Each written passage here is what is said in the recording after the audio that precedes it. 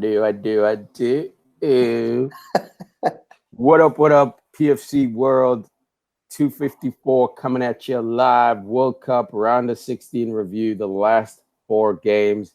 We're on to the quarterfinals. We're going to wrap this episode up with a quarterfinal preview, quick touch with our predictions, etc., etc. But before that, let's get into the big game that just happened. I don't know if you guys hear me today. I sound a little bit raspy. There were a lot of high-pitched screams, a lot of emotion. A little rappy, a little ratty, a little raspy, Rashford, a little Rat King. oh. We're talking England 1, Colombia 1. England go through 4-3 on penalties. I did not need this in my life when it comes to England. To be fair, I've been chanting for a lot of teams this World Cup, including Colombia at some point. But when it comes down to it, as Bus would say, I want France because it's Team Africa and Europe, and I want England because we're an English podcast and they inspired us to get into this. So seeing them go into extra time so late absolutely killed me. But what do you guys think of the game? First off, I mean, Colombia, I could not have counted all the times that they were whining on the pitch. Like every single moment that they got touched, they were on the ground whining. Did you see even Ospina at the end of the game? Harry Maguire turns around. Ospina goes to the ground. Yeah. Like, dude, come on. What's his name? Harry Maguire's a galoof, man. He steps into you. You're going to be feeling it too. Leave my boy Ospina out of this. Just Ospina being a bitch, as always. I'm surprised he didn't drain 5 minutes. He tried to there with Maguire, then realized, wait, there was no contact. The whole world is watching. Let me calm down. But he does this for Arsenal, man. He'll just go down randomly for 5 minutes, act like he's going to get subbed. The worst is being his substitute goalie because the dude's on the bench just warming up for no fucking reason. Yeah. He never really gets hurt. And it wasn't ever. It wasn't even just Ospina. It was multiple players on the pitch. And it just time again. It's like, relax. Just play the game. And then how many times did Harry Kane get hit? He would get knocked down and get right back up. Or he wouldn't go down at all. Harry Kane, if the Mexican manager was watching this game, he would really be applauding Harry Kane and not Colombia. Besides that, because it was just really play the game. They get a plus from the Mexican head coach. Yeah, how did Mexico jump into this? Get out of here, dude. Did you hear about the? Well, we'll get into it when. Yes. Game. You're right. But England, they played okay. I mean, Harry Maguire played another stunner. He won pretty much every ball that he was around. They just were having trouble finishing, getting that last little magic. Dele Alli, Lingard, they just couldn't deliver.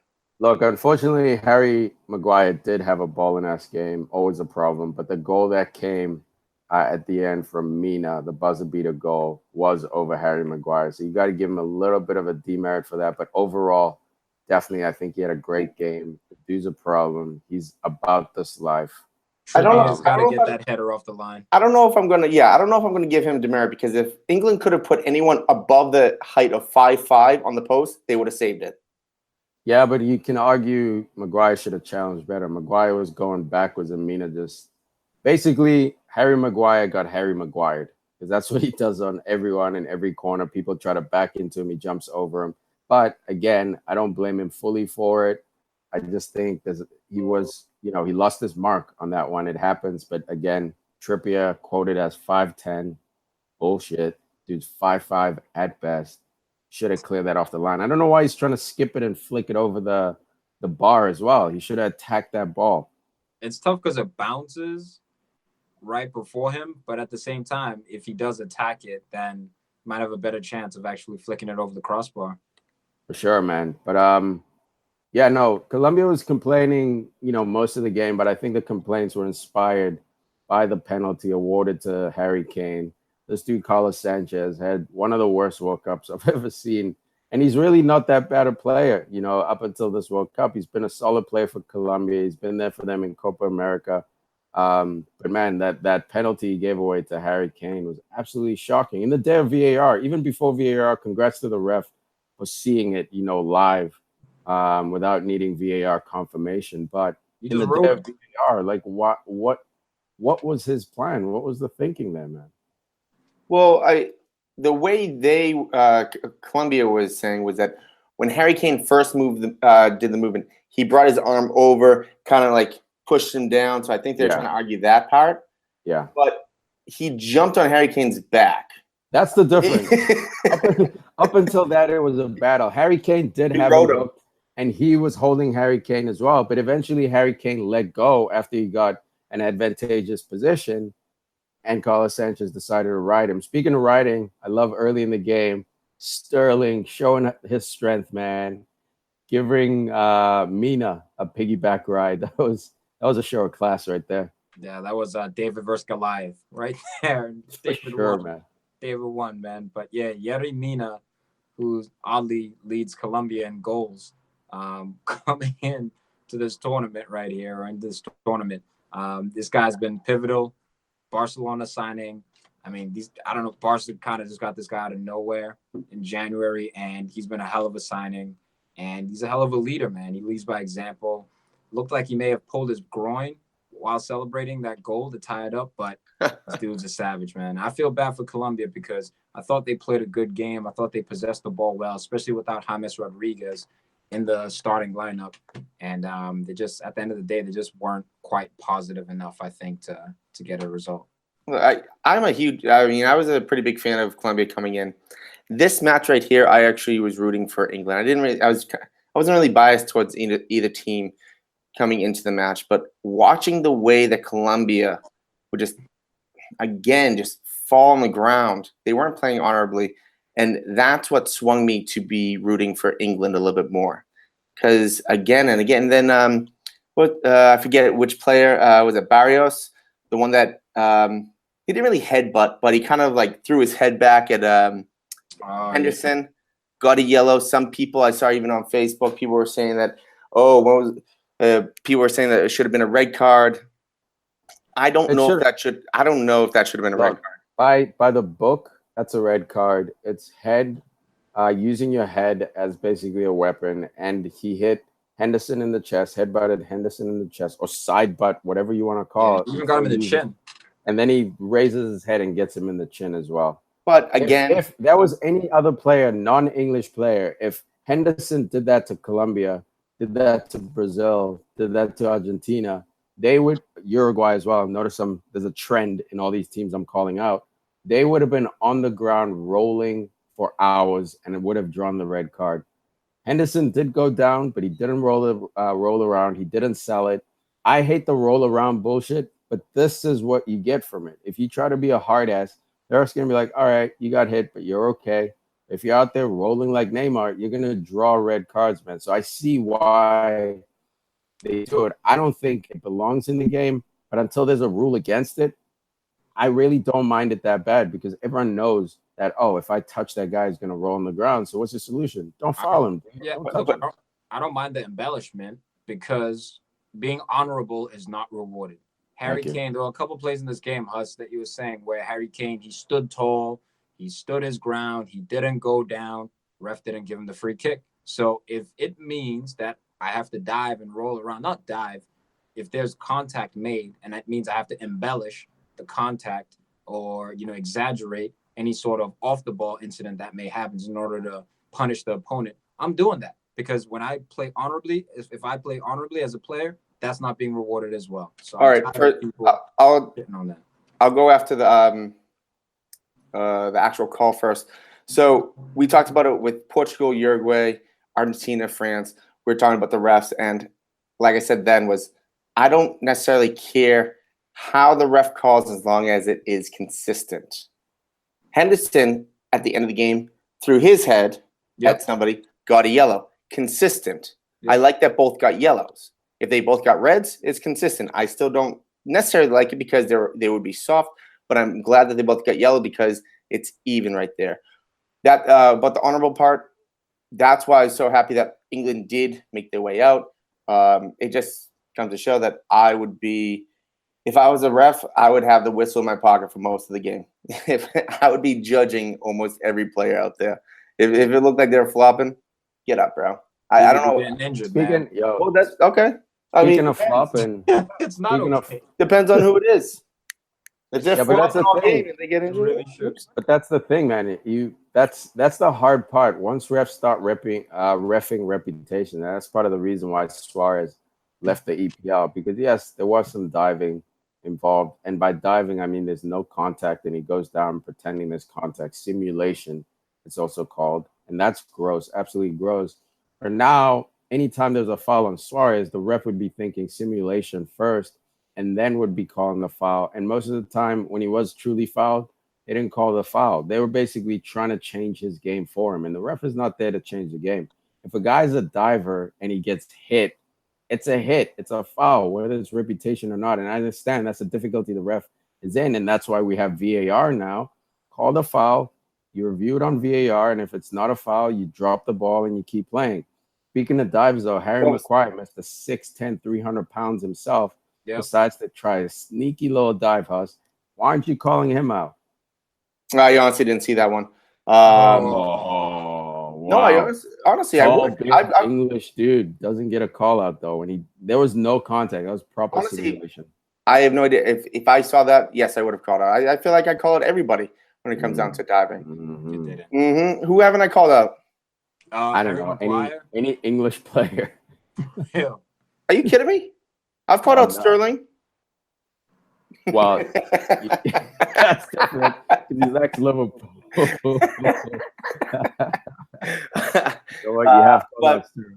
Again, we talk about VAR. I think if we are going to have the VAR, they really have to take a big look at something like the Ospina. And I'm not saying give me a yellow card for that, but have a talk with, like, if that's in the middle of the game, just go over to him. Like, if you do that again, you get a yellow. That's your first warning. Because for going down that easy. Settle down. No. You settle down, because every time you guys say, "Oh, well, his heel got touched like that much," so yes, it's a foul. I didn't say it was a foul. So you're on one end, but you're not on the other. No, you can be in the middle, bro. And you're not in the middle. Contact there, and he goes down. We all know Ospina. He's known for doing this, man. That's why you go and talk with him. He slows the game down. So be strategic if you're Harry Maguire. Don't give him a reason.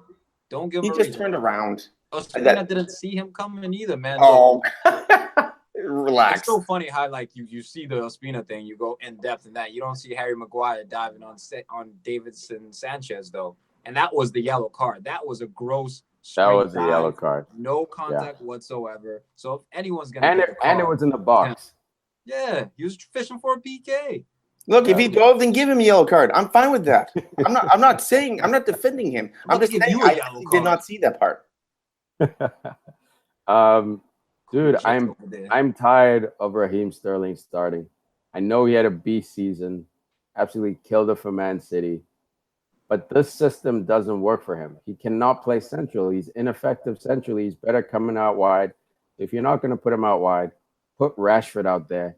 Maybe even Vardy. Look, Vardy, you can make an argument for him. Kane is the guy who's going to check in, flick it behind the lines of Vardy, blah, blah, blah. I still prefer Rashford because he's got just as much speed as Vardy does. But I think he brings more in moves. He can semi-hold up play, not as well as Kane can, but he's got a frame on him. He can receive the ball with back to goal in certain situations. And he can turn people, man. He's lively. He's dynamic. He obviously came on late in this game, second half of extra time, so he didn't have a chance to do much damage. But the next game, he's got to sort out this lineup. Another guy, Dele Alli, absolutely disappearing act. He's the biggest magician on this field. Yeah, I thought, to agree with you, Raheem and Dele just gave like flat performances, especially Dele Alli. Raheem, he'll always be able to at least look like he may be lively because he has speed to his game, but Dele Alli was just flat. There weren't too many positive key passes from him. How many shots did he really have on target? Like, he didn't seem to be too aggressive. It did have something to do with, the Uruguay's defense bunkering down and being tight there in midfield. But at the same time, man, it's just you need more from that position, because right now it looks like England doesn't really have a clear attacking midfielder or number 10. Dude, even just midfield in general. I mean, Hendo today was just bad. I think the stage was too big for Hendo. He was nervous. Oh, he was Hendo?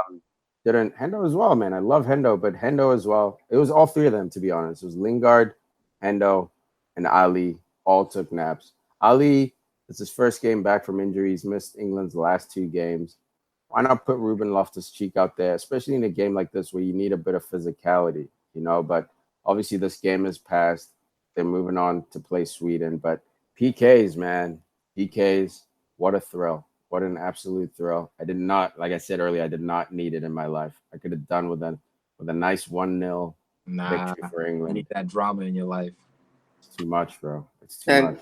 Well, the one thing that you forgot to talk about with the goal for Colombia was I didn't forget shit, boss. Well, right before that, that shot that Pickford saved, but that shot that was I forget who took that, but that was a rocket. Oh, yeah, that was Uribe. Yes, that was Uribe. Going top right corner. That was almost the goal that came right after that was almost like the soccer god saying, "Great effort. We're just going to give you this because that looked like it was going in." That was a special save. Instead of that corner going in, I kind of wish that was the shot that went in. He deserved that because that Trippier, like the header, like he bent his head. Dude, you're already 5'5". Thank you. Which online says 5'10", which I don't agree with. But why you don't go make yourself bigger? I just don't understand that. Why make yourself 5'2"? Only if it was like Super Mario Brothers and just ate a mushroom and just could just grow like 3 levels just to clear that out, man. But again, rosters, they always tend to exaggerate or lie about the players' heights to make the team seem larger than life. But yeah, Trippier, all in all, though, man, he had a pretty decent showing. He was one of the more lively players for England, bombing on that flank. But again, man, I just maybe it's probably because he's a Spurs guy. That's a Spurs salt, bro. That's Spurs salt. The dude takes all the set pieces, basically. He's got recovery speed. He's no Walker. And by the way, we should get into Walker's fucking nightmare today. He's no Walker. When he did the stanky leg when he was cramping? Dude, before that, man, the one where he gave the breakaway to Colombia, man. Was it Baca? I think it was Baca. Yeah, man. He got past the Pickford. Yep. And then Cuadrado, selfishly, and funny, Tom and I were talking about this before the game, talking about going for that glory moment versus, trying to, go for the glory, son. Trying to play that Man City way, taking the high percentage shot, dude. I'm from the school of high percentage shots, and he had no angle on that one. He was bearing down on goal, which means it was off balance. His first touch was away from goal as well. It wasn't a clean first touch. And he skies it, doesn't even force a save. At least low and hard, force Pickford to save it, maybe deflects into danger, someone taps it in late. But nah, man, he goes for glory, absolutely kills his team. But they end up recovering anyway to get that buzzer beater, like we said. Now, was Colombia extra fast, or did Walker look a little bit slower tonight? Yeah, I think he was tired. Yeah, man, he's had a long season for Man City. Let's not forget, obviously Man City didn't go deep in Champions, but Pep played those guys basically to match day 38. He wanted to break those records. Remember, once they won the league mathematically, the next goal was to get 100 points, or was it 100 goals in the league? Something like that. It was 100. So he kept playing the strong team, and you can even see it in De Bruyne too. De Bruyne's legs are shot out from under him. Stones, he was rested. He wasn't used too much this season, so you can see him. He's a bit more fresh, but he's also another guy who's got mistakes in him, man. And there were times where he'd wait last second, to make that pass, dude. He drives me nuts with that. But they get away with it, man. Pickford shows up big in the shootout. Well, not big, but he had himself one save. Yeah, one save and one. That's all that matters. Colombia. Yeah. Honestly, I mean, and if he can just make himself big enough to make someone overthink the shot, which I'm not sure if I should give him the credit for Colombia's first miss that went off the crossbar, but it is what it is. You give him all the blame if it goes in. Guess what? You should give him some of the credit when it doesn't go in. Yeah, dude, that tactic of him jumping and shaking the net, that can get in your head because he's showing his size there, he's showing his range a little bit, shaking the net as well. It can distract you. It doesn't make you scared. Makes the goal look a lot smaller than it actually is. He's a big dude, man. I didn't think he was that big. He was like a half a foot shorter than the top of the bar. Well, they're saying he was 6'1"? Yeah, he looked a lot bigger than 6'1", bro. Because if Courtois is 6'7", Courtois' head should be above the net. Yeah. So the commentators were saying that Southgate was having the players practice penalties for the last 4 months or so. And not only that, but they were telling the goalies what side they're going to make it even more difficult. And you saw that with Harry Kane, Rashford, Trippier. Those were lights out penalties. And even Henderson's, who got saved, that was still a pretty good penalty, but it was a great save. Yeah, shout out to Squeaky had a great save on that one. And I thought he was going to get Eric Dyer's as well, the last PK, which won it for England. You got a paw on it, a right paw, but just wasn't strong enough, not strong enough of a wrist there to keep it out. And I know that one's going to haunt him there. Yeah, look, I think the team that deserved to go through went through. Obviously, you can make an argument for Colombia, but like I want to see England through to the next round playing against Sweden. But let's move on to the next game here. We're talking Brazil versus Mexico. I was the only one who predicted Mexico to win this one. Samba boys, just too much class, too much belief. Like you said, Tom, this team is very, very balanced, and they showed it in this game. Yeah, they had some trouble. Fagner was getting in some trouble a little bit. And look, they addressed it. The first half, he was getting eaten up. Also, Felipe Luis, man, Mexico really doing a great job of attacking the flanks. But I thought Brazil would just be too much for them at the end, man. They play very similar games, counterattacking, one-on-one, get the ball wide and sort of see where it goes. But look, I was very comfortable in knowing that Brazil was going to handle their business. And I thought Neymar stepped up as a superstar this game. And a lot of people have been hating on Neymar out there. He may bring it on due to his antics because he's a dribbler, he's a flair player. He goes down easier than most guys, but this is the signs of a true superstar, man. Like when your team needs you, are you going to show up in the biggest moments? And he did. He did show up, man. But I think the guy who finally woke up and who scored has him as man of the match, Willian, dude. Willian, this game, wanted the ball, taking people on, not going down easy. He was about this life today. This is the first game he showed up in this World Cup. I was calling for Douglas Costa to start. Willian got a bit lucky in that Douglas Costa got injured. I think Douglas Costa would have started going forward if he was healthy. But in this game, undeniable, man. The old Willian is back. And it's funny because I was reading articles back home in Brazil. They don't understand why this dude is on the field. I don't think they've watched enough Chelsea games.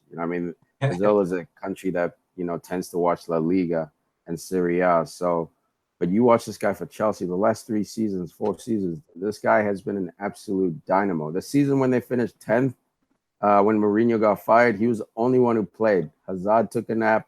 Everyone else took a nap. He was the only one who played that year. And he's always given 100% to Chelsea. The first 3 games of Brazil, he didn't give 100%, not in effort, but as far as his ability, he wasn't playing at 100% level. This game, he was outrageous. Absolutely brilliant, man. I agree. Outrageous. I expected this at the beginning of the World Cup with Neymar and Willian. Agreed. They didn't show it the first 3 matches, but for fantasy-wise, I had Neymar, I had Willian. I thought both of them were just going to pop in this World Cup. I really did.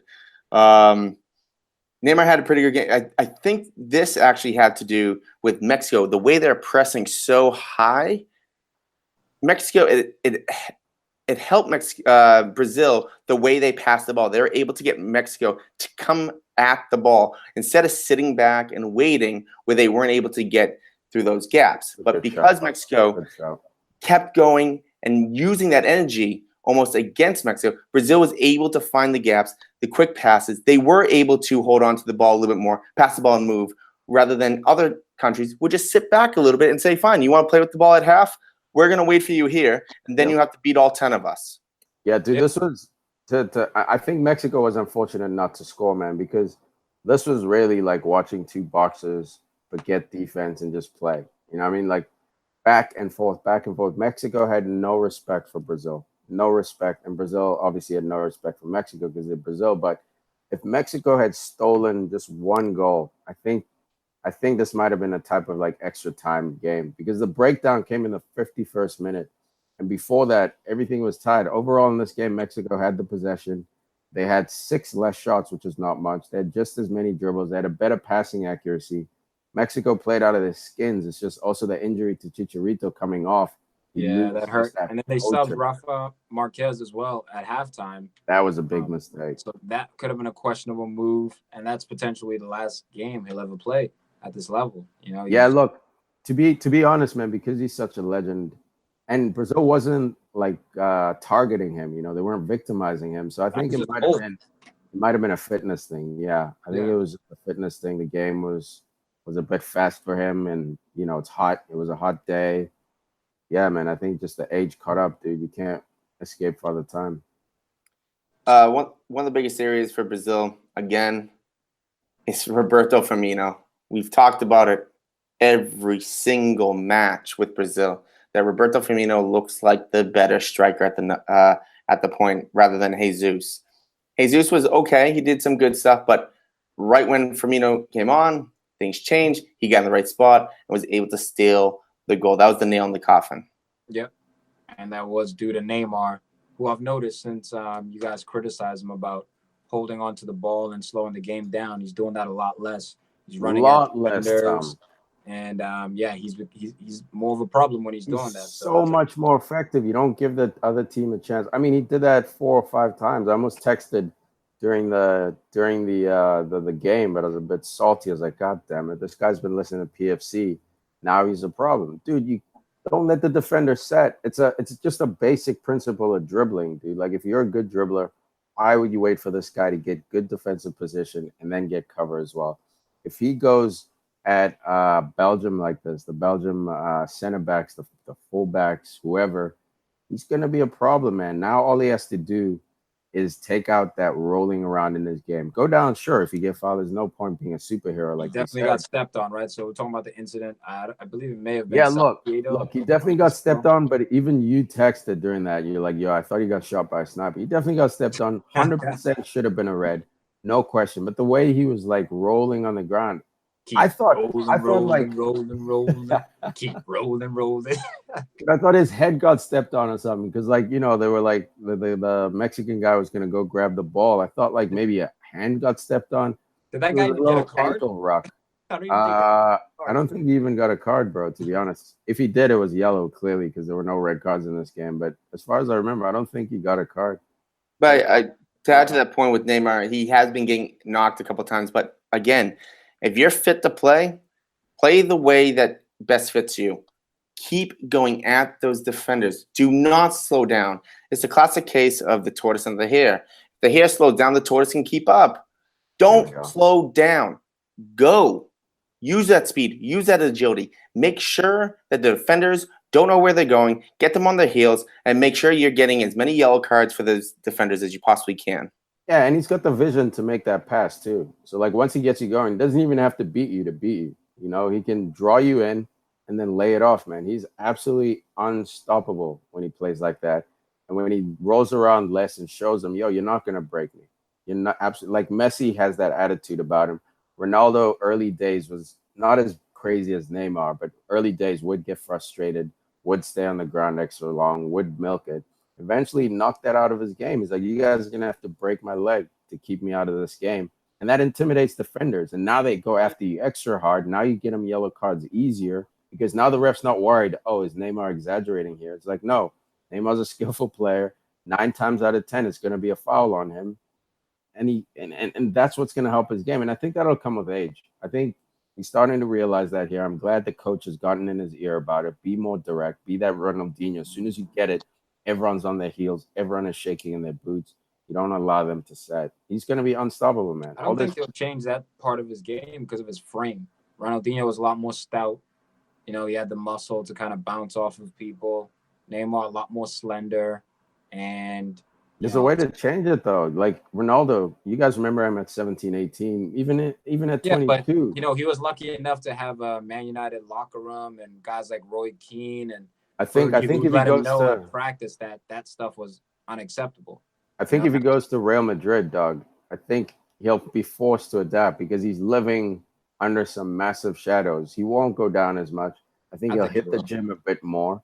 Real Madrid's always been a bit more physical team than a Barcelona. Barcelona's always been cute. Real Madrid tends to be a bit more physical. They have a cuteness about them too, but you look at all their legends, man. Even the small guys had a bit of physique about them. I think he just needs to I just spend think more time. Neymar's Neymar, and he's not going to change that much. Yeah, fair enough, man. Fair enough. We'll see what happens. So basically, Belgium. I was going to go into the Mexican manager after the match. What we're talking about, we really quick touched on before, was he came at Brazil and mostly Neymar, saying that this game is for men.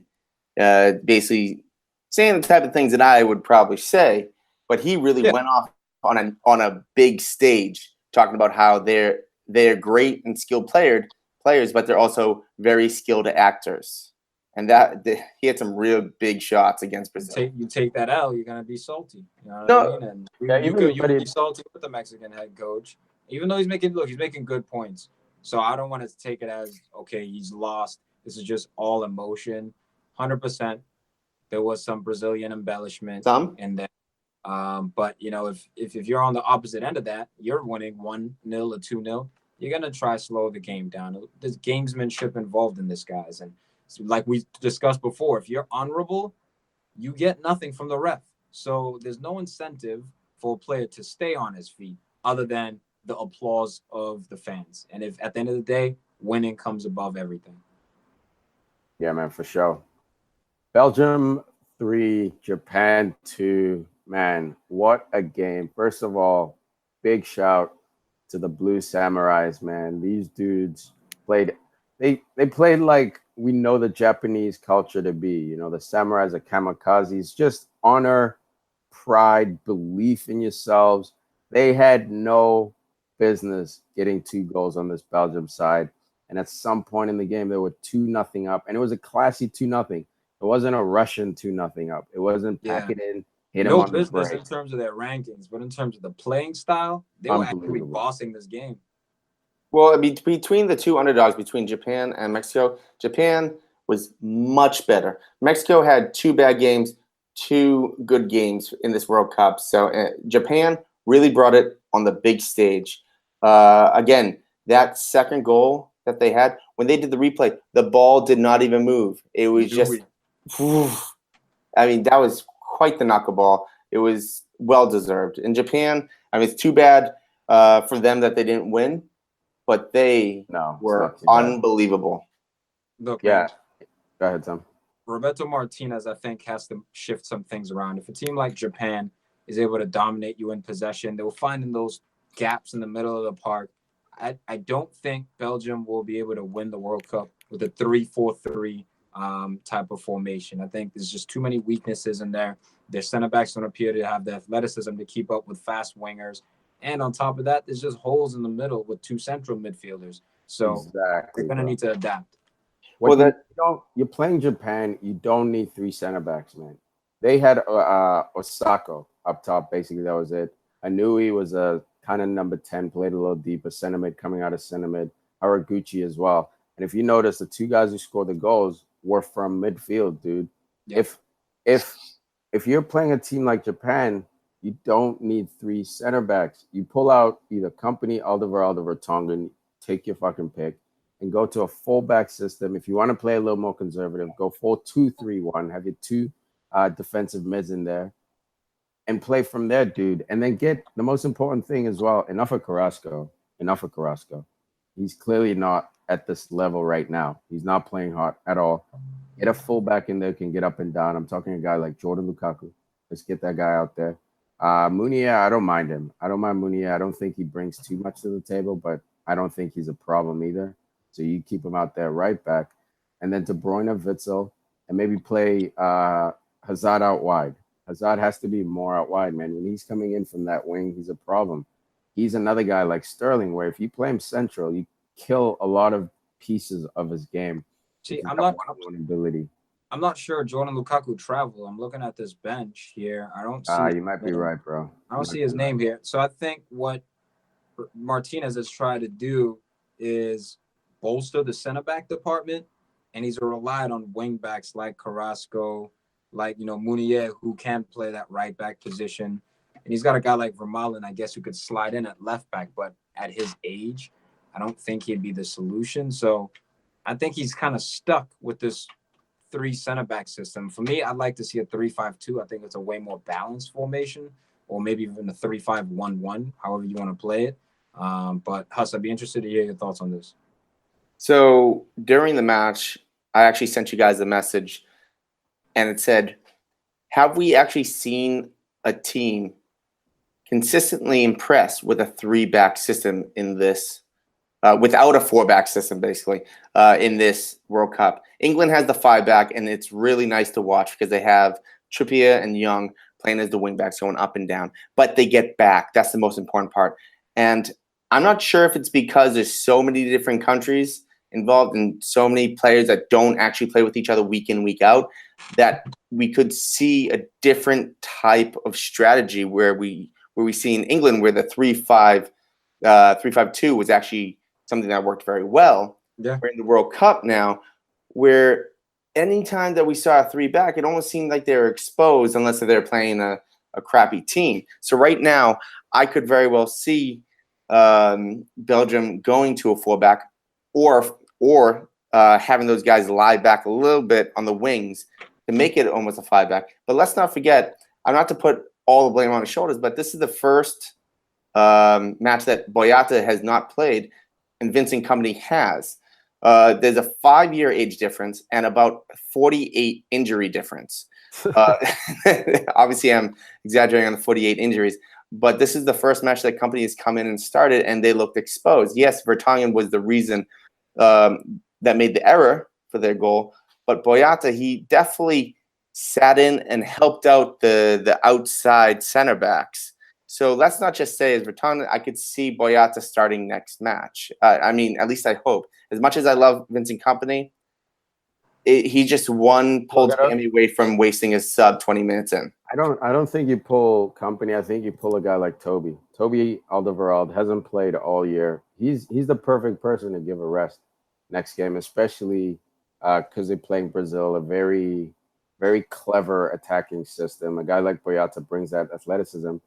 I think benching a healthy Kompany sends a bit of a distraction to the team. Healthy, quote unquote. Healthy enough to start and play 90, bro. So he's healthy. If he doesn't start next game, I don't think it's because of performance. I think it would be a fitness thing. Like maybe after the game, he might have complained about something. But if he's healthy, bro, you got to start him just like at Man City. Like for me, yeah, Kompany was all right this game, man. And he's a leader. You know what you're gonna get from him for the most part. You know? But it could have, to Huss's point, it could have thrown off that balance because it's that same idea of like when Messi's on the pitch, Argentina plays different. When Zlatan's on the pitch, Sweden plays different. When Kompany's on the pitch, that back line plays different. Oh, it's a different voice, 100% than Boyata. I agree. Anytime you change your back line, the chemistry will be affected. Yeah, so I think Toby would be the least shockwave in changing that back, especially because he didn't play all year. So Vertonghen, you got to keep him out there, man. He's an excellent. You guys see that looping header? Yeah, that header was bullshit. That was on purpose. No, it wasn't. Planned. I saw him working on it in training. It was Lucky ass header. Keeper, come on, got to do better there. Even too though short. It was too short. But for me, what was interesting to see was the response of the Belgian stars when Japan was up 2-0. Sent a text to the group like, okay, let's see how KDB and Eden Hazard respond now. Like, let's look at their body language. A couple of times, Eden Hazard making frustrating gestures, but you got to give him credit where credit's due. Excellent whipped in left foot cross that he had for another superstar, right? What's his name? The clown. I'm not gonna help you. I know exactly. Yeah, Fellaini though. But honestly, Fellaini's been balling this tournament, man. He's one of those guys you like love to hate, or when he's not on your team, you can't stand him. And when he is on your team, you absolutely love him. Dude, I loved him since Everton, dude. Do I think he should have been the only signing Man United made when Moyes moved over? Hell no. Yes. Hell no. But since he's been there, dude, he's given his all. Is he the quintessential United player? No. Has he been put in a position to succeed at United? Hell no. He came from Everton playing that number 10 / center forward sometimes. I think he had a 20-goal season, not Premier League goals, but I think he had a 20-goal like all-comp season at Everton. Moyes loves him. The previous manager of Belgium, I forget his goddamn name. But when he was in charge during the Euros, he came out and said Marouane Fellaini is the most important player on this team to my attack. That's why that dude got fired. Jose, you forgot his name. Martinez said the same thing. Jose Mourinho wanted him this whole time, still wants him. Martinez said he's the most important player. Not the most important. Martinez said he's an important part of the system. Dude, every time they're in trouble. Plan B is mad important. When you go out and you meet a girl and y'all do some stuff and you don't use protection, you know what I mean? And the next day, you don't want to move forward with her. She doesn't want to move forward with you. Plan B is necessary. You need to go to the clinic and get that plan B. And that's what Marouane Fellaini is. He's plan B. No, and sometimes you need to show up to the club with plan B in your pocket, give it to the girl, be like, yo, we're about to get nasty tonight. Ahead of time? Ahead of time, bro. We're getting ahead of this curve, bro. You're gonna mess up her stomach, bro. I'm getting pregnant tonight. I'm shooting that hot fire, dude. Shooting your club up tonight. Thee who giveth can take it away. Dude, no, wait, let me finish. He should start the next game, dude. Not because he's this world-class touch master, not because he's this super fast guy, not because he's this defender, because he's an X factor. Who on Brazil is going to handle this dude? Casemiro, Miranda, and now you got Lukaku up there as well. No, plan A would throw you off because they're thinking, oh, we have to worry about these nifty fast guys. Mourinho's been trying that all year. And that shit doesn't work. So I think it would work. Ask Arsenal. I agree with Tiki. I could actually see Chadley and Fellaini starting over Carrasco and Mertens, because Mertens will give you a little speed at the end of the game as well. The biggest factor that I see with Fellaini is that when Lukaku was out there by himself, he was being double or maybe even triple covered inside the 18. When Fellaini went in there, he was being doubled and Lukaku was by himself. So he got multiple chances by himself, which he should have finished, especially that header that went just missed the goal. So if you have Fellaini start, that means let's look at set pieces. Look at set pieces and corners. We have Lukaku, we have Fellaini, Vertonghen, Company, Alderweireld, and then that's 5 guys who are beasts in the air. And then you have even Witzel, who sometimes can be good, but then you have Hazard and De Bruyne waiting for the ball to come out for a quick shot at the top of the 18. 5 guys. Who's going to mark those 5 guys? Wagner? No. And the manager Tiki was looking for was Mark Wilmots, the Belgian coach of the Euro of 2016.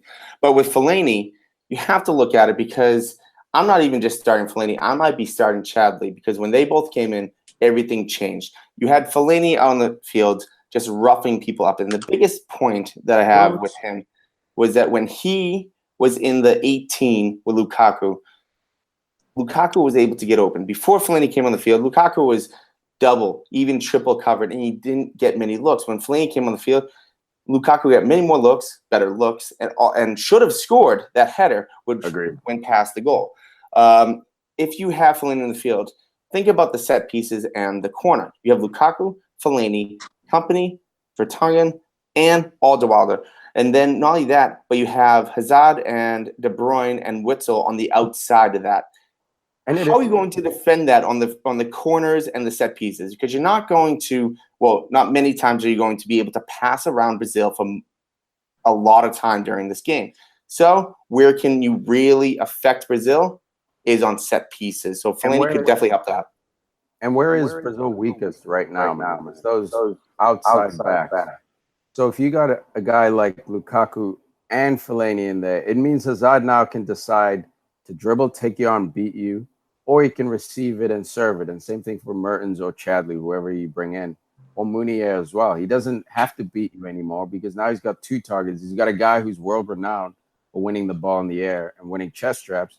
And then you got another kid who's coming through also looking like he's going to be a bit of a problem in the air. So now you had a different dimension. So when you're marking up on Hazard, you can't just give him that 5 yards of space, because you respect his speed, because now you can just pinpoint across and cross it to 2 massive targets. It's weird. Or if you try to play him tight, he's got the dribble. So he adds another dimension. Fellaini to me is the ultimate super sub because he changes the game so much. because of his Agree, physique. man. They said You the know what same I thing mean? about Giroud, and now you see Giroud starting for France. It's a different dynamic, man. He makes a great sub. Your point is not incorrect. He is a great sub, and for Man So is United, Giroud. I think, and so is Giroud. But you saw when Giroud didn't play, when it was Griezmann, Dembele, and Mbappe, they were all doing the same thing. All three of them are Yeah, but they have dribblers, Romelu quick. Lukaku. Belgium has But Romelu Lukaku. Romelu Lukaku wasn't enough, man. We've seen it. He wasn't enough this game. And against Brazil with Miranda and Thiago Silva, those dudes are going to mark him out of the game. You're going to absolutely need an X factor like Lukaku to occupy Miranda, and then not Mertens, Fellaini to occupy Thiago Silva, and then hopefully Hazard has a great day against Mr. Skates himself. Look, the drawbacks of starting Fellaini, it really is just about Brazil's ability to break on the counter attack and to pass around. And Fellaini been known to get cards as well. So he's having a great tournament, though. That's why I would justify starting him, not just for the hold-up play and the physique. He's been doing pretty well. So I'm not too mad at you guys saying he should start, but I don't think he should start out of just him being Fellaini and being big. The thing is, you can't afford to go 1-0, 2-0 down to Brazil. You're not going to come back from that. For sure you could. But even this game, it took till 90+3, the 93rd minute for them to get over that Japan hump. You know what I mean? And Japan doesn't have as much class. You give Neymar one of those breaks Japan have. You give Coutinho, Jesus, Firmino one of those breaks. Dude, they're breaking your back, man. And you got a 3-back system that's kind of confused right now. That's kind of leaky. Yeah, that's why you got to change the formation. I don't think that has much to do with Fellaini. Fellaini may get you goals, man. But goals win games, bro. Goals win games. That back line for me. I think that to go for Liverpool, all we got to do is outscore them. Yeah, and look, if you have Witzel hanging back a little bit more, and they do change up the defensive strategy, Fellaini might not have to come back as much as he really wants. The fact of the matter is, it's the set pieces. If he can calm down corners and he can be offensive during his corners, same thing, all set pieces. If he can just create one goal, that could be the difference. And tell me someone create a penalty kick. I don't think that's going to happen at all. I do. He doesn't come back far enough, Tom. He doesn't play like he does at United. Set pieces, he can cause a penalty kick because he's such a physical player. Because we've seen him with the elbows. This World Cup. We've seen him do it before. He's done it before. He scored before. All I'm saying is we don't know. I think there's more positive to negative than Fellaini, clearly, but I think it's like 60-40%, man. I don't think it's such a. I think it's like 80-20. Yeah, I think it's 75-25. Yeah. In this World Cup, tell me a Belgian player that's been at ease with having the ball at his possession. Fellaini has looked more comfortable than anybody else on the field for Belgium. Because even with 4 people around him, he'll bring the ball down to his foot, and then he'll take a shot or just pass it out. No, we're talking into traffic, Tom. We're not talking dribbling and going at players. Into traffic. This dude, the chest trap he had against England from a corner, 3 guys jumped in front of him. The dude chested it in the box and shot it. Obviously, the finish wasn't there. Actually, it was. It was blocked, actually, that kick. So that's the X. This is an X Factor World Cup, man. Is he the classiest, silkiest player? No. Is he a good defender? No, not really. He likes to barge into people, get yellows. Plan B. Catch him off guard. You don't take it before the nut. You take it after the nut. Well, you know what? Plan A didn't work Plan A didn't work so well against Japan, so you might have to go to Plan B. Exactly. Plan B time. Work, that's when Plan B comes in. Dude, so right now, Plan B at the club, bro. I'm gonna shoot up the club tonight. We're not waiting till Monday. We're not waiting till 9 a.m. tomorrow, dude. We're getting this done tonight. That's wild, dog. You out of order, man. You out of order. Man. That's why I got married, bro. Got to get out that game. You out there shooting clubs up. That's what you doing. Sweden 1, Switzerland 0. Tom, the only one to call Sweden to win this one. We're all in that Shaqiri Duke. But man, Sweden showed they're the better team. They got more belief.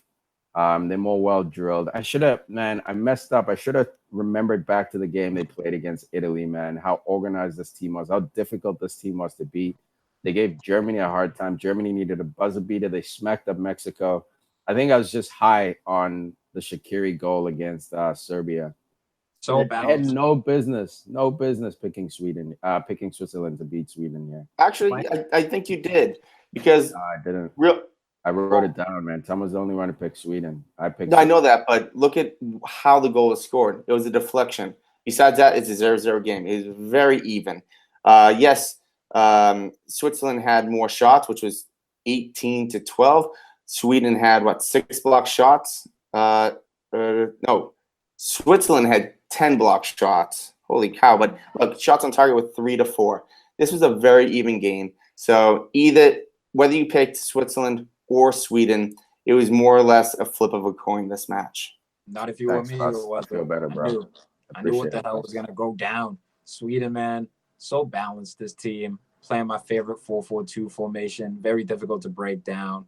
And it was the star, man. It looks like the stars have been stepping up at this stage. Emil Forsberg drifting into the center. Yes, he got a little fortunate with the deflection there. But it's just something about this Sweden side that I like. They seem to be that sleeper team that a lot of people are just kind of counting out. Dark horse. Seen all the time, these teams end up usually in like 4th or 3rd place in the World Cups. This is a real dark horse. I think we found our dark horse. There've been a lot of upsets, but this is a true dark horse. Like the fact that they had 10 block shots, like Huss said, they had 32% possession, but the whole time it didn't look out of control. You know, I mean, it didn't look like it was desperate defending by them. And even at the end, they almost iced the game with a penalty. The call ended up being outside the box, the red card. Man, I was really hoping for another yellow just to get Tom fuming right there. But the dude gave who was it? Was it Toivonen a shove in the back? So that was definitely a red card. Lang got the red card. Yeah, Lang pushed, I think, Toivonen in the back. Yeah, man. Like, I'm glad. I hate when the refs have no balls. They don't have the balls to give a red. That's the worst. But the goalie was there, so this kills the argument. The goalie was, still in front of the player, but no, it was a push in the back. It was the most legit red I've seen. But again, I applaud Lang, bro. Take that red. Take that red for the team. Yeah, take the red and take the L. Yeah. I mean, but if you let him in and he scores, the second, then you rarely take the L, and you didn't even do anything about it. But man, I'm tired of Bjerg. All right, spelt Berg, call him Bjerg. Marcus Swedish. Tired of this dude. Why, man? Because he hasn't done any. He honey-dicked me, bro. Yeah. Honey-dicked me during qualifications. Top score. I think he got 8 or 11 goals. I don't quite remember the number. He has done jack shit ever since his big miss at the opening game of this World Cup inside the 6. He's been a shadow of himself. In this game, he had that volley like early in the game that was the most wild volley I've ever seen. He has his shot blocked, which sucks. It was on target, but I'm tired of this dude, man. But watch him score a hat trick next game. But that's what I'm saying, so man. annoyed at him. This one, the star needed to step up. Forsberg stepped up. Probably the biggest name on the Swedish side. Used the glitz and glam of Zlatan Ibrahimovic. But for me, Forsberg's the guy I want at Arsenal terribly, desperately. He can play out wide. Desperately? Midfield role. Desperately. I don't know if he's a desperately type of player. I mean, I know he's linked with a lot of people. Come on, desperately? He led the Bundesliga in assists. And desperately? Last year, okay, this is, again, personal. This is a guy who I desperately want at Arsenal. He's a guy who's going to push the likes of Mesut Ozil. So if Mesut Ozil wants to be a bitch and walk on the field, Emil Forsberg's high work rate is going to force him to actually pick his game up. This is your desperate player. You're going to be outside the top 4 next year, too. I don't know, Bus. Look. Yeah, I do. Why are you sleeping on guy, Forsberg? No, I'm not. Forsberg That's not a desperate play. If he comes, yeah, great. But this guy is part of. This guy's part of the. Caught up on Forsberg, bro. Yeah, this guy's part of the reason why you guys were so hard on for Naby Keita. This guy fed that RB Leipzig team. He's making Timo Werner look like a star. Tom just brought up the stat. He's got the most assists in the Bundesliga this past season. I think because RB Leipzig doesn't get that much TV rights, we don't see them until either they're in the Europa or they're in Champions League. This guy's a problem, man. And he came out earlier after the season, before the World Cup started. He said he wants out of RB Leipzig, and I think it's because a guy like Naby Keita is leaving. Werner's probably leaving either this year or next year for Bayern. So he sees the writing on the wall. He's like, yo, I can't pull these strings without talent. He's the oldest out of both of them. Dude, he's ready, man. It's time for him to go. And Arsenal say they will put a $50 million bid for him.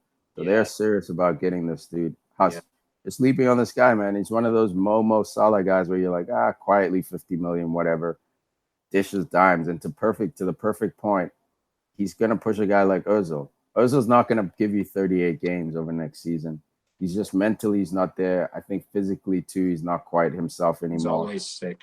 No, I'm not sleeping on the guy, but it's just he's not a desperate type of player to me, where if you're going to get it, desperately really need a player, that's going to be changing everything. I think Aubameyang was more of a desperate player than Forsberg is. Dude, I'm an Arsenal fan. I'm desperate in general. Like, come on, bro. Come on, man. Okay. No, you know what? Just to get more players at your club and get it rolling, I'll give you that. We need this guy, man. We need guys like this who can do. They're not afraid of the moment. He's a guy who's not afraid of the moment. And he's still hungry. And he's still hungry for success. He's not full yet, like a guy like Ozil. I think Igor was bringing it up when we were watching the game. He's won a World Cup. He's won Euros. He's won, I don't know. He hasn't won a Premier League, but he's won a couple of FA Cups. Threatened a Europa. He won Champions League at Real Madrid. He won La Liga. So he's a guy who's really, really German Player of the Year, like 4 years in a row or something. Yeah, man. He's well fed. And I think we're going to see a resurgence of Ozil because I think that message from Wenger got tired. And Wenger used to let him get away with walking. Used to let him get away with a lot of stuff. So, which was part of the reason why there was a bit of a split in the locker room as well. A lot of players weren't happy playing next to Ozil because he get that special treatment from Wenger because Wenger likes his ballers, versus the work rate dudes. So we kind of saw the same thing with Germany, where allegedly, there was a Bayern split versus the others, and Ozil reportedly was one of the heads of that other group. And that other group, man, it was a brilliant thing I read. He was pissed that the elders of Germany, like the captains and stuff, Müller, Neuer, all those guys, didn't convince Jurgi Low to bring Sane. So Ozil was on the Sane side of things, and he wasn't happy. My guy, my guy. Yeah, he has a brain. He has eyes. Oh wait, because he's not against somebody for leaving Germany. He's a chameleon. Yeah. And you know what? I don't think Ozil is going to be the one that loses his spot on the field because if Forsberg does go to Arsenal, it's going to be Iwobi. He's going to be playing that right side or that left side. I don't think he's going to play that central role for Ozil. But no. Look, Ozil. Exactly. The thing is, yes, he won't come in for Ozil, but when Ozil decides to be sick for a week or two, Forsberg can play that central position. Then you bring a Iwobi to cover Forsberg position or whatever left winger or right winger you want to bring in. And it's weird. We don't know how Arsenal's going to line up. If they're going to use a 2-forward system, most likely not. They won't play Aubameyang and Lacazette as two central strikers. We saw that Aubameyang kind of pushed that left wing spot. Lacazette sometimes more central. So, look, it's going to be interesting. I don't want to make this too much of an Arsenal thing. I just wanted to make the point that Emil Forsberg is a serious player. He's a baller, and he's someone who I think you should also desperately want at Liverpool, man, in that number 10 attacking role. He'll be a problem. Absolute beast, man. But again, desperate? No. Would I like him? Yes. Dudes make it to the Champions League final and lose, and all of a sudden. No. Oblak, Alisson, those are desperate players for Liverpool, not Forsberg. Your whole life is desperate. Sweden goes through, knocks out Switzerland. We're talking real quick quarterfinal predictions. You got Uruguay, France, Brazil, Belgium, Sweden, England, Russia, Croatia. Man, this is sad because the powerhouses are going to cannibalize each other while England has quote unquote an easy ride not to the finals because they still have to face either Russia or Croatia. But man, you're going to get France, Brazil, or Belgium knocked out. I'm giving Uruguay a bit of shade because they basically only have 2 players. But those are the 3 teams, man. One at this point. Cavani's got injured as well. Yeah, we don't know if he'll be healthy. He probably will, man. They'll shoot him up. Get in there, bro. El Matador, earn your name. Mm-hmm. But yeah, man, let's talk Uruguay, France real quick. What are you thinking for this one? France. Next. I'm thinking France, and I don't want to be like that though, man. I don't think it's going to be that easy of a game for them because Uruguay is difficult to break down. They're a good defensive team.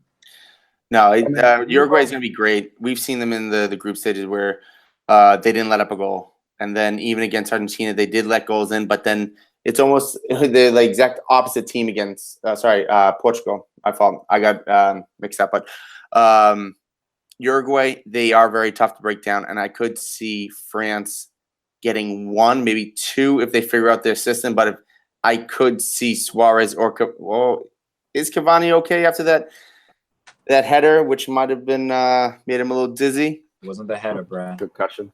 Yeah, it was the legs, man. It was the legs. Only the legs can stop the matador. My legs. No, Got look. A brain? If France wants any shot at winning this, and again, Uruguay, super defensively organized, pack it in, very negative tactics. They haven't caught heat with their negative tactics because they have two superstars up top. So that sort of distracts, but they're very similar to Russia. They'll give you 70-80% of the possession, no problem. Like they're not about that possession. They know who they are. They know who they are. The only guy France can win with, not the only guy, I don't want to say the only guy, but one of the most pivotal guys they need is Giroud. Giroud needs to occupy those two center backs, keep him nice and central, give Mbappe, Griezmann, Dembele, whoever you want to put out wide, that one-on-one space to eat. This is my thing that I was going to say. I was like, who is going to deal with Mbappe's speed? It's not speed. It's not speed because they pack it in, bro. So like Mbappe's speed is going to be basically from the 18 to the end line. They're not going to be stretched. Okay, not just physical speed, but his speed of thought, his speed of play. Like the way this kid's playing right now, I don't know if any defense in the world can deal with him. And like we saw, Uruguay will get their opportunities for corner kicks, right? We saw like if France breaks on a corner kick, for example, and they transition. So there's going to be plenty of chances, I think, for Mbappe to use his pace and get him behind, even though Uruguay will pack it in more so. But that's my X factor. Yeah, I don't think so, man. I hear what you're saying, but having watched France against Denmark, and actually France in the group stage, bro, Mbappe's speed wasn't a factor until Argentina thought they could high line this dude. They thought they could high line and squeeze the field and shrink it, and that was a massive mistake they made, especially having Otamendi and Rojo back there. Guys who aren't that fast, they're brilliant defenders, I think. One-on-one, blah, blah, blah. But Mbappe, Uruguay, Uruguay is going to be watching it. They're going to tell Godin, if you go past our final third, you're off the field, bro. Do not cross our final third. Play that deep line. We're not trying to offside trap these dudes. Just keep them in front of you. And it's going to be that stalemate. Denmark gave him the same treatment, bro. They're like, cool, Mbappe, you're the fastest player in the world. Don't give a fuck. We're going to hang out at the top of our 18. Beat us with your first 3 steps, which is possible. But Giroud, again, man, occupation. You watch that break that they had against Argentina, that last play that Giroud, first of all, Rojo, I don't know why he was stretched out of that position, but Giroud comes in as an outlet, draws Godin in, and then lays it off out wide to Mbappe. I don't think Uruguay is going to give him that kind of pleasure. But if Uruguay are going to score, this is going to take a very impressive goal. Varane and Tiki. These are going to be the 2 best center backs and 2 best center back pairing that Uruguay has faced this tournament. And then not only that, but you put Conte in the mix as well, running all over the place, disrupting that passing for Uruguay. If Pogba, Mbappe, Griezmann, if any of them can get in behind, if they can get one goal, it very well could be over because the floodgates might very well open for France. I think France's fullbacks are going to be very important in this game. Theo Hernandez has been low-key amazing, I think, this tournament. His ability to go forward, to become an additional attacker as well. Pavard as well. We saw him score a spectacular goal the previous game. And he's not quite as good going forward as Hernandez, but he's also, I think, going to play a very important role in pinning Uruguay back and getting some of those balls in there to Giroud. Yeah, that's a great shot, man. The fullbacks have been flawless for this French team, and I personally didn't see it coming. You called out Pavard before the tournament even started. I thought, man, no Mendy. These guys are going to struggle to get forward. And to be fair, neither one of these guys have that Mendy athleticism. I think France would be 10 times better with Mendy in there. Oh, man, I think Theo Hernandez got something to say, bro. This dude's he's got something to say, but are you taking Mendy over Hernandez, bro? Let's be real. Of course. Right now, no, because of his strength. He's not as strong as Mendy, but speed And wise, we're talking right now. right now, actually, I'm probably gonna take Taylor Hernandez because Mendy's coming back from a knee injury. Yeah, but for I know sure, what you're man. saying. At 100%. Yeah, at 100%. 100%. I'm taking Benjamin Mendy. Different factor, but yeah, Hernandez.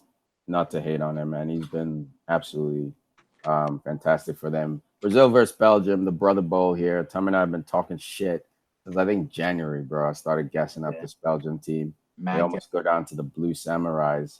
Man, that would have been rough if they lost. I'm sure you would still be fucking crowing right now. Yeah, I'd be rubbing that shit in right now. But man, I feel like this should be like a World Cup semifinal/final. I think we got cheated a bit with these two teams facing each other this early. But nonetheless, it happens. Who you got here? You know who I got. Let's have Huss break the tie. I have Brazil. Tiki's got Belgium. Huss, who you got? Coming into the tournament, I agreed with Tom. I was saying Brazil, but Belgium looks so much better than Brazil for the first 3 matches, and then Brazil looks better for this last match. So it's really tough to say which one's going to win or which one's going to perform better. It all just comes down to, is Neymar going to show up? Is Neymar going to take on those center backs? Is that 3-back really going to hurt them? Because if they do a 3-back and Neymar is able to get in behind and go 1v1 against, I think it was Toby on that side. Yeah, it was Toby. That could cause havoc for Belgium. And then not only that, but the subs with Firmino seems to be, him and Fellaini are almost equal, but I like Firmino a bit more just because he is actually the one that's winning in the air. Yeah, right. Who you picking, bro? I am going to go with Belgium because they have less injuries. But if they don't change up their strategic defensive strategy, I could very well see Brazil. This is so tough because I don't like that 3-back. With the two going so high, they're so exposed, and they will be exposed against Brazil. But I will go with Belgium. If Fellaini starts, they win. Plain and simple. Fellaini starts, they win. Not saying Fellaini's going to score. Not saying he's going to get an assist. But it'll be enough of a distraction to allow everyone else around him My thing is, look, ideally you want Neymar to step up. But the reason why I believe in this Brazilian team is because I don't believe they need Neymar to step up. I think they have plenty of talent within this team. Willian, Coutinho, Gabi Jesus is due. He hasn't scored his goal yet. Now, does he get a start next game? We'll see. But he hasn't scored his goal yet as well. Honestly, if there's any game for Gabi Jesus to start, it's this one. Like Huss was saying, the slow center backs, man. The three center back system. You want Gabi going at Company 1-on-1. I know Company is a hell of a defender. He's not the fastest / healthiest guy. Vertonghen is probably not match up with speed, but he's been more of a faster side center back. And Toby, bro. Neymar, eat up Toby. Get Gabi Jesus, take on Vincent Company. And what's Axel Witsel going to do with Philippe Coutinho? Exactly. He's in a world of trouble.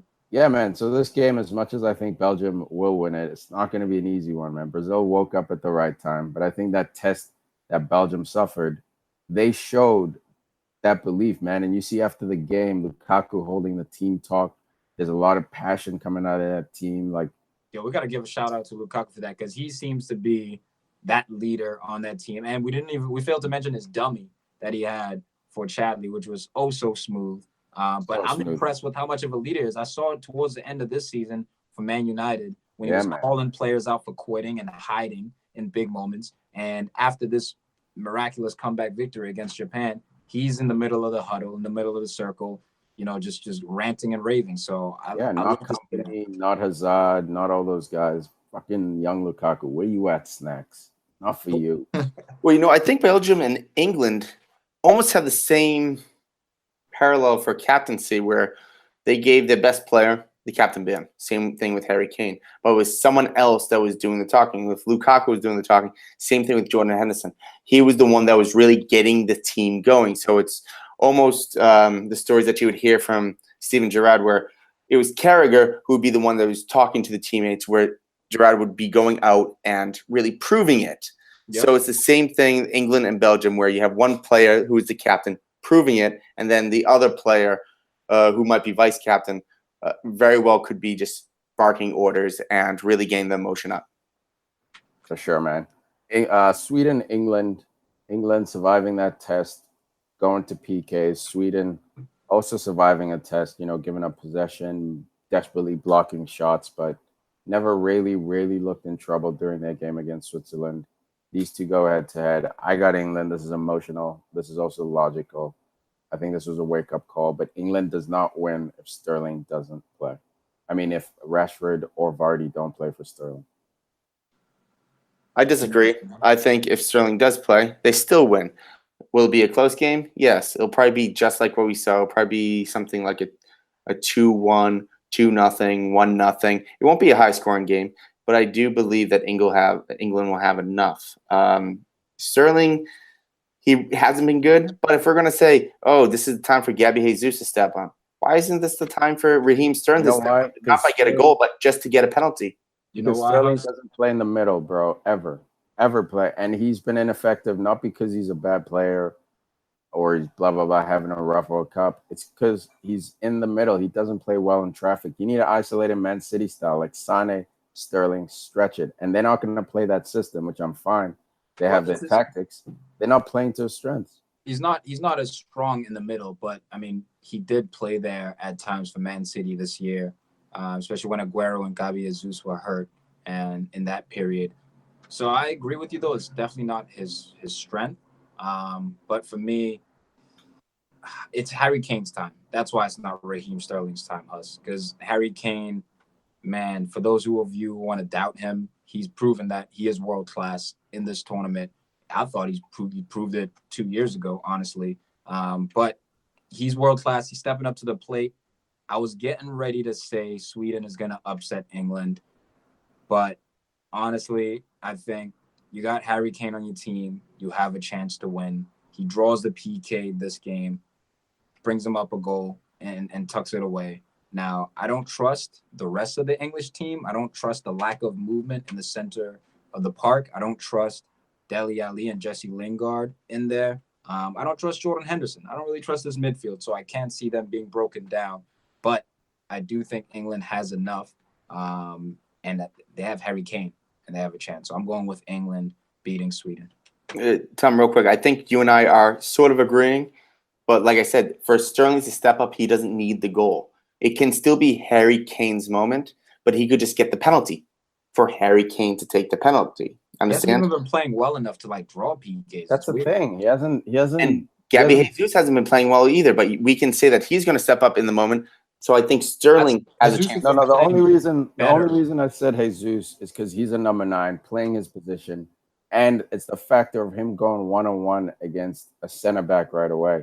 Sterling, fair enough, Huss. Your statement isn't incorrect. That's not the point of this, because yeah, of course, if Sterling turns a guy, can easily get a PK real quick. My point is he put in the best position to earn those PKs?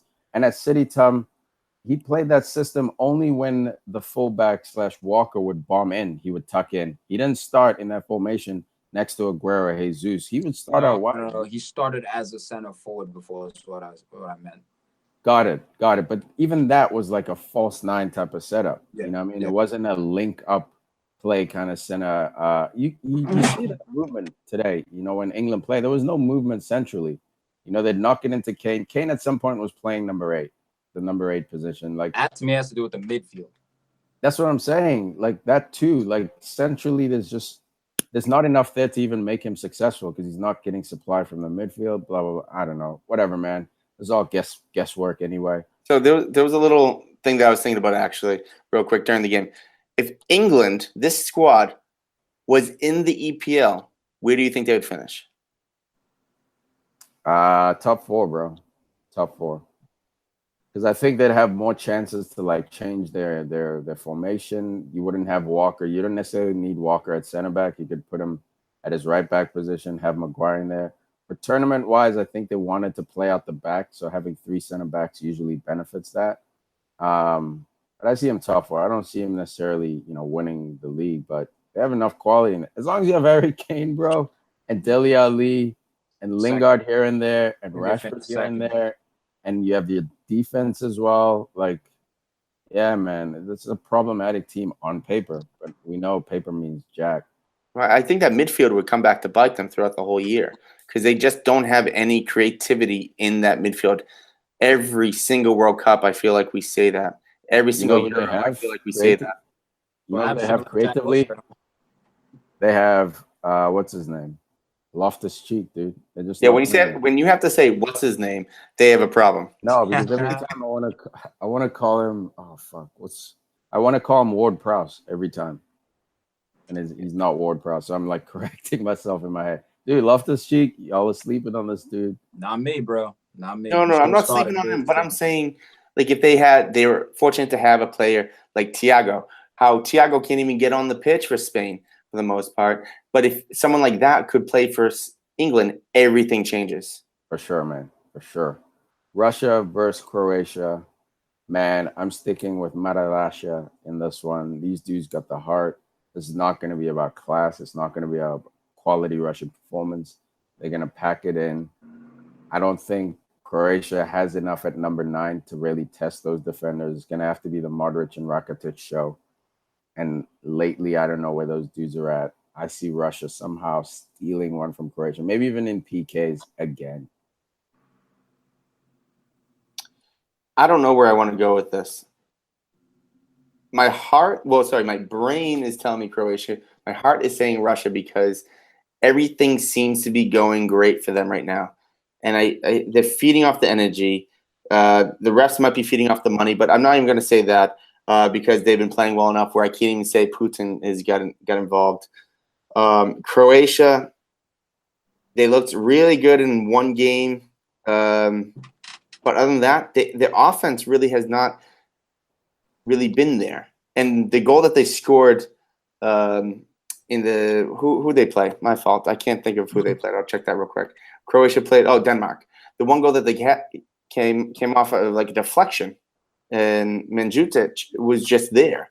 So I'm going to go with Russia too for the fact that they are a wall in back, and I don't think Croatia's going to. So this is going to come. They're actually going to extra time, and I think Russia's going to steal it. Look, I got Russia. I have to say, I got a Boys to Men song here for you, and it goes a little something like this. And we've come to the end of the road, and I still can't let go. All right, that's enough of that song. Yeah, that's enough. But Russia, it's the end. Years. Yeah, you like that right there? Feel free to sign me. Any Atlanta records out there? Shout out your boy. Russia, this is the end of the road. It's been a great journey. You have surprised the entire world as the host nation and even get into the quarters.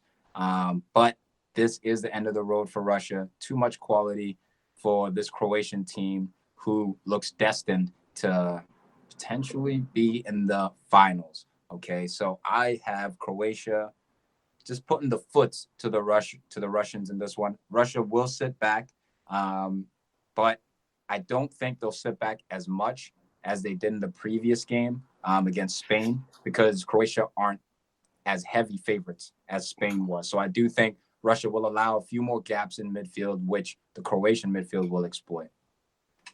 I dig it. And to cover Al, he's still on his Tiki vacation. He's in London still. I think he was at a watch party today. We haven't heard too much from him, but we'll get a full report when he gets back, if he ever gets back. Hammered. France, he's got France beating Uruguay. He's got Belgium beating Brazil. He's got England beating Sweden. And he's got Croatia beating Russia. All right, guys, thank you for joining us. We appreciate it. It's been a hell of a World Cup, man. So many buzzer beaters, 90-minute goals. I mean, it would be better if the U.S. was in it. I get it. But it's still good regardless, man. And I'm disappointed when I hear people saying, you know, what, are you watching the World Cup, soccer, blah, blah. Like, dude, this is one of the most epic World Cups of at least my lifetime that I've seen, man. It happens once every 4 years. What the hell? And the whole world stops. Some of these games are getting a billion eyes on it. Like, if you're not watching, if you have friends who are not watching, I give you permission to stick your nose in the air and look down on those peasants because they don't get it. They're out of touch. They're absolutely out of touch. They're missing out on a world experience, a global experience. There are very few world events that everyone in every country can sit down together and watch. People aren't stopping around the world to watch the Super Bowl. They're not stopping to watch the Stanley Cup. They're not stopping to watch the NBA championships. And shout out to those sports. Those sports are great, but they are nothing compared to the sport of footy. So if you're catching heat from your friends, man, I say fuck them. Enjoy it with us. Get some new friends. Get some new friends, man. Get some people who understand what the world is about. Anything else before we go, Bust, Tom? I got two things. One, of the quarters, how many games do you think are going to go into extra time? Two? Tom? Yep. One. Just to break it, I'm going to say 3. And then real quick, I just want to go through the 5, top 5 for fantasy because we just finished the round of 16. So 5th place, we got El Kenzom, FC Wombolo. You got 164 overall. 4th place is me, Bingo Bango, with 168. McPuny is 3rd place at 172. D. Esterkin, Why Always Me, in 2nd place with 174. And in 1st place still, Brazil with 187. Beast mode. Keep it up, guys. I'm coming for that ass. I just got two more things here. Oh, show.